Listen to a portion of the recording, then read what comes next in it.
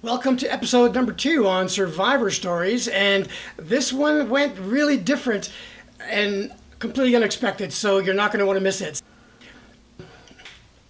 Hey, welcome to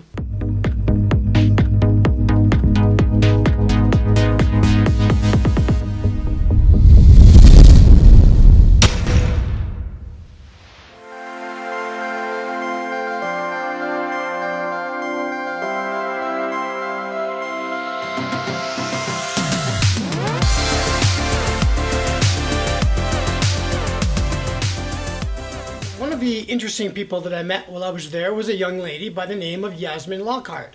She's, I believe, 20 years old and a brilliant young lady, very smart, very mature. Oh, see, you're always supposed to turn off your cell phone when you do this. I don't know why I don't do that.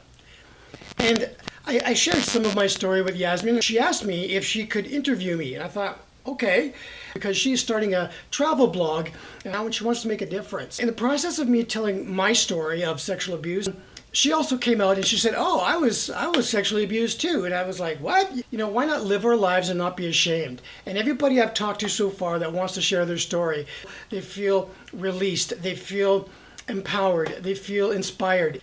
So enjoy this impromptu back and forth interview with Jasmine. So my name is Ed Squire, and I have a nonprofit called Metoowhatnow. I decided to do it because there was so much interest in not only the topic and conversation of sexual abuse in our culture today, but my story of survival as well, that is currently ongoing, is attracting a lot of conversation. I'm advocating by raising awareness and by educating people in a non-formal, non-typical way through a nonprofit. Yeah, that's so amazing. That's completely true. You know, after somebody experiences sexual abuse, they don't really know what to do afterwards to take those steps to, heal. I'm also a survivor of. Come on, see, that happens to me everywhere. Yes. My stepfather, he sexually abused me. I went through counseling. And how did you make the choice to get that kind of counseling? At the time, I didn't even know that it was what had happened was a bad thing. Then my mother, she explained to me because he had been doing that to other females as well. He had done it to my babysitter, things like that. So she had explained to me, in the room with my grandmother that he was doing that to females. And then I turned and I said, wait a second, he did that to me too, And we didn't really know how to handle it at the time. So, we decided to take him to a counselor to kind of... I'm really proud of you. Thank you. Yeah. Thanks. Thank you. What was one of the biggest things that helped you kind of overcome your, depression and what you were dealing with after you had realized that what had happened to you? It was number one. It was knowing that it wasn't my fault. Yes. And really accepting that, right? But then going through the process of saying, okay, but it wasn't my fault, but now look how this affected my life. So how do you deal with that now, right? And it's self-awareness, and then being able to take responsibility for my own choices. It's huge. That's wonderful.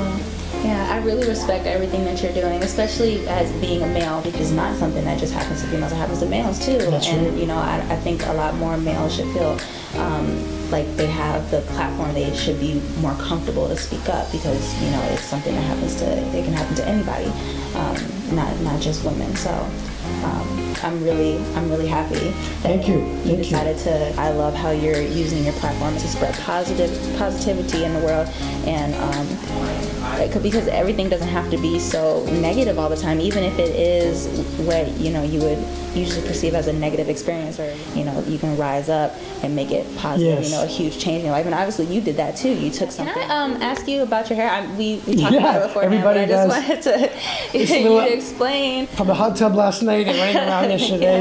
Yeah. How long have you been growing out your hair now? So it's been, I would say, about a year and a half now. So I've been keeping it.